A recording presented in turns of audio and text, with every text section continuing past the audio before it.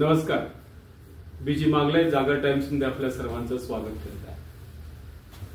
विषय वेगळा आहे, आवर्जून बघा, शेवटपर्यंत ऐका. हतबल मोदी आणि विधानसभेला भाजपची भिस्त कोणावर. मित्र, नुकत्याच लोकसभा निवडणुका झाल्या. महाराष्ट्रामध्ये भारतीय जनता पार्टीचं बऱ्यापैकी पाणीपत झालंय. 48 पैकी केवळ 17 जागा मिळाल्या. यापेक्षा सगळ्यात महत्वाचा भाग म्हणजे नरेंद्र मोदी साहेबांनी ज्या ज्या ठिकाणी सभा घेतल्या त्या 18 जागांपैकी केवळ 6 ठिकाणी लोकसभा उमेदवार विजयी झाले आणि तब्बल 12 ठिकाणी लोकसभा उमेदवार पडले. म्हणजे हा एक भाग देश पातळीवरचा आहे, पण फार महत्वाचा आहे. देश पातळीवरती बीजेपीला केवळ 240 जागा मिळाल्यात मित्रो. आणि आज नितीश कुमार आणि चंद्राबाबू नायडू या दोघांच्या मदतीने हे कुबड्यावरती केंद्रातील सत्ता भारतीय जनता पार्टी चालवत आहे. आपल्याला असं निश्चित म्हणता येतं की 2014 आणि 2019 मध्ये जो नरेंद्र मोदींचा करिश्मा होता तो आता गायब झाला, दिसून येत नाही. म्हणजे किंवा गायब झालाय असं म्हणजे जो करिश्मा निर्माण केला होता तो संपून गेला. ते स्वतः सुद्धा प्रचंड मताधिक्याने वगैरे वगैरे काही निवडून आलेले नाहीत. तशी टीका शरद पवारांनी त्यांच्यावर केलेली आहे. 2014-2019 मध्ये खरंच नरेंद्र मोदींची लाट होती या देशामध्ये. जिथं नरेंद्र मोदींची सभा होईल तिथली सीट हमखास निवडून येते अशा पद्धतीचं नरेटिव्ह सेट झालेलं होतं. पण आता ती परिस्थिती नाही. आता एक प्रश्न महत्वाचा आहे. ऑक्टोबर-नोव्हेंबर मध्ये महाराष्ट्राच्या विधानसभा, तसे हरियाणाच्या इतरचे लागतील, महाराष्ट्राच्या विधानसभा लागतील. त्यावेळी हे काय करणार, खरा प्रश्न आहे. समाजामध्ये आज असं नरेटिव्ह फिक्स करण्यात आलंय की मोदींनी सभा घेतली की ती सीट पडते. ज्या पद्धतीने त्यांचा ऑरा म्हणू आपण किंवा रुबाब म्हणू 2019 पर्यंत दिसून आला, ती परिस्थिती आज त्यांची नाही.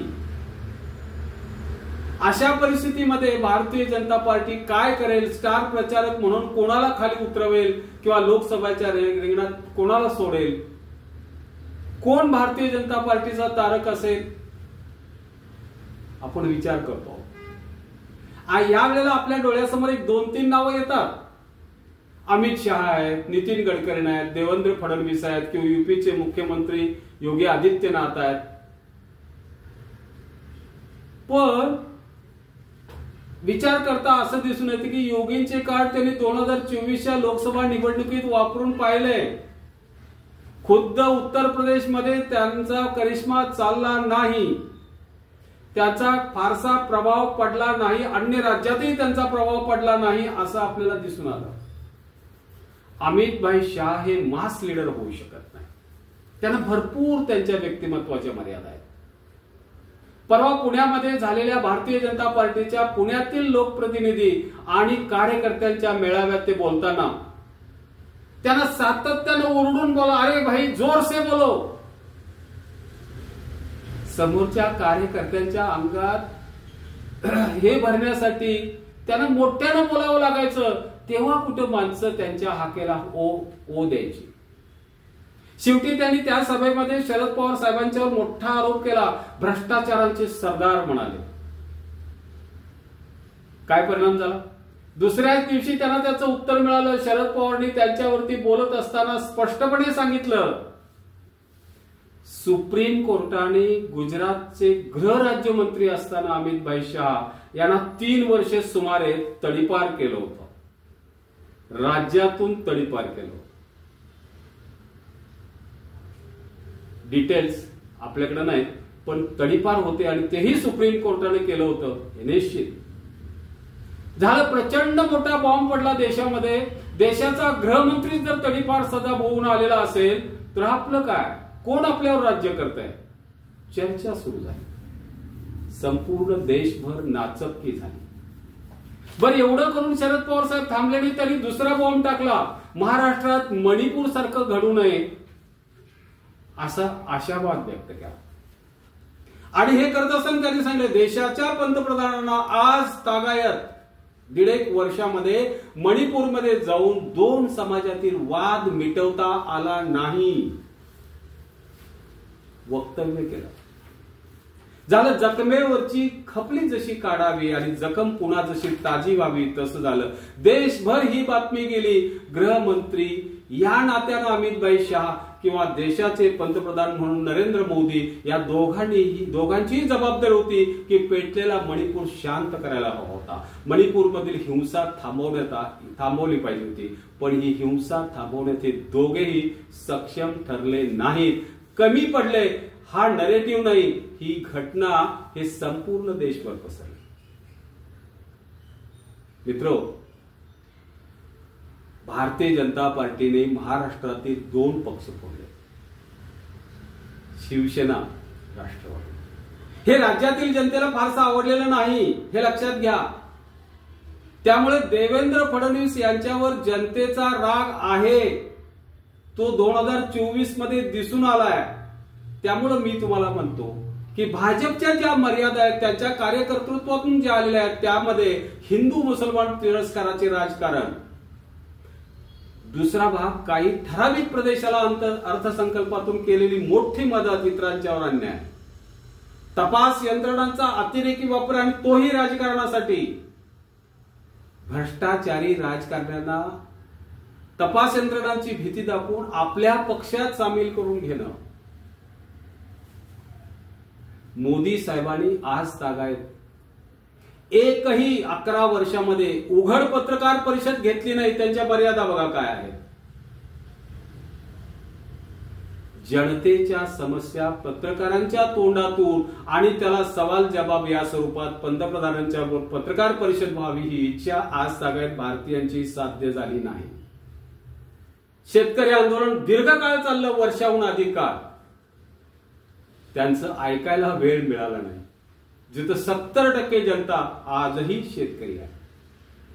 शेतकऱ्यांना MSP त्यांनी सांगितल्याप्रमाणे मिळाला नाही.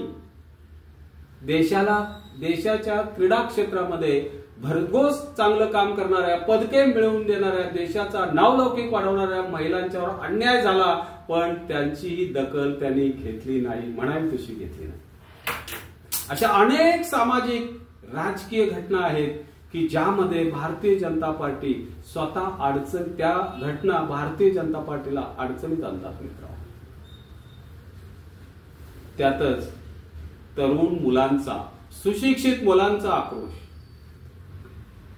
सुशिक्षित असूनही हाताला काम मिळत नाही, नोकरी मिळत नाही, पुढचं आपलं आयुष्य कसं, हा सगळ्या तरुणांना पडलेला प्रश्न हा भारतीय जनता पार्टीला न पडावा यासारखं दुर्दैव काय हो. सर्वसामान्य मध्यमवर्गीयांना न पेलवणारी महागाई, असे अनेक मुद्दे बीजेपीच्या विरोधात जातात. बर, देवेंद्र फडणवीस साहेब म्हणावेत राज्याकरिता तर त्याच्या राजकारणाविषयी काय बोलावं. संजय राऊत साहेबांनी एक छानसं स्टेटमेंट केलं किंवा ते त्यांच्या पद्धतीने केलं. देवेंद्र फडणवीस हे महाराष्ट्राच्या राजकारणातील खलनायक आहेत, किंबहुना ते कळीचा नारद आहेत असं ते म्हणतात. संजय राऊत साहेबांनी त्यांना अनेक पदव्या बहाल केल्यात, त्यांना दिल्यात. राष्ट्रवादी आणि शिवसेना पक्ष तोडल्याचा फडणवीस साहेबांना जराही खंत नसते. उलट ते म्हणतात की मी 2 पक्ष फोडून आलो. ही काय अभिमानाने मिरवायची गोष्ट आहे का.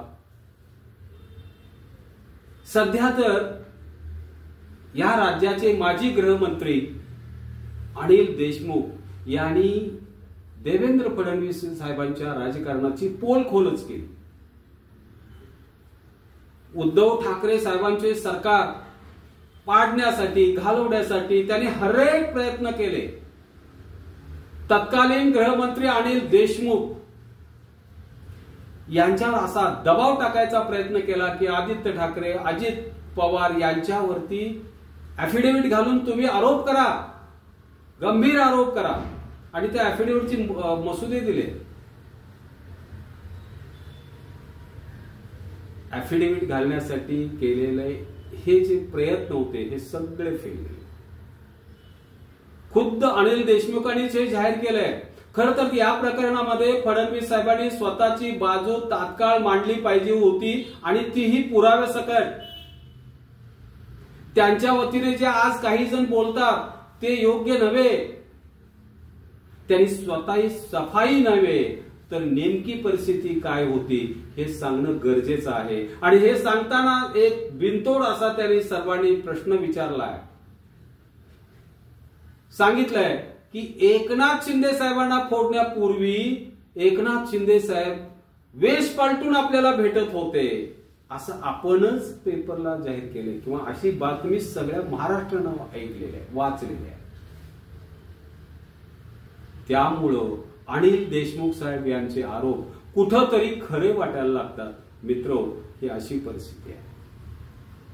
त्यातच कदम नावाचा कोणीतरी एखादा दलाल म्हणून येतो, किंवा एक त्याचा मित्र म्हणून येतो, मध्यस्थ म्हणू आपण.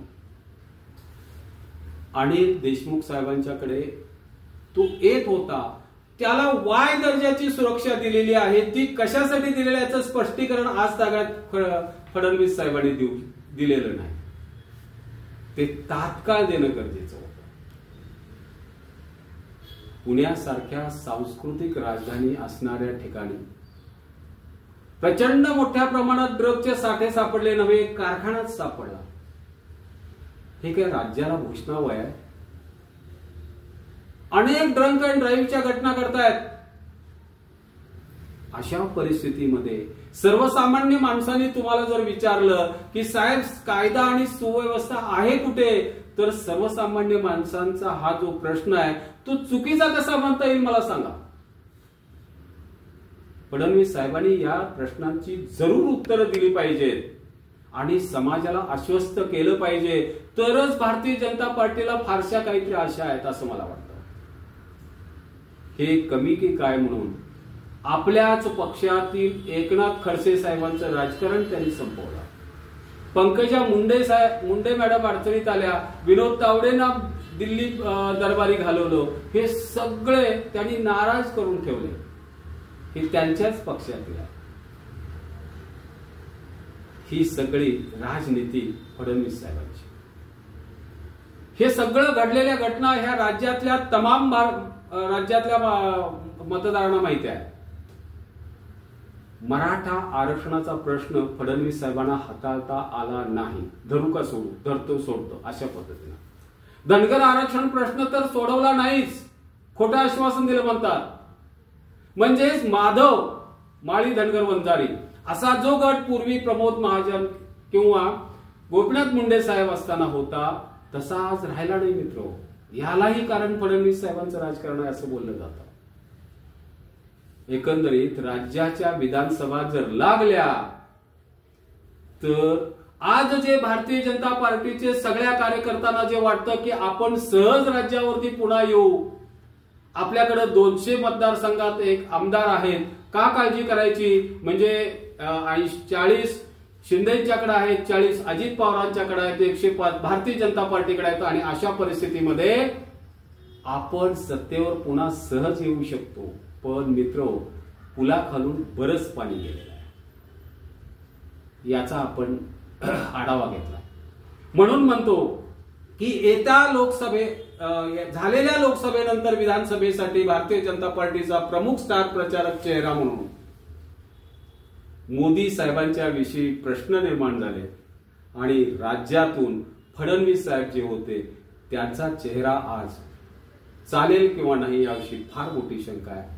मित्रो, निश्चितपणे भारतीय जनता पार्टीला काळजी करावी अशी स्थिती आहे असं वाटतं. धन्यवाद. माझी ही पोस्ट आपल्याला कशी वाटली हे कमेंट करून सांगा, आणि ही पोस्ट लाईक, शेअर आणि सबस्क्राईब करा. नमस्कार.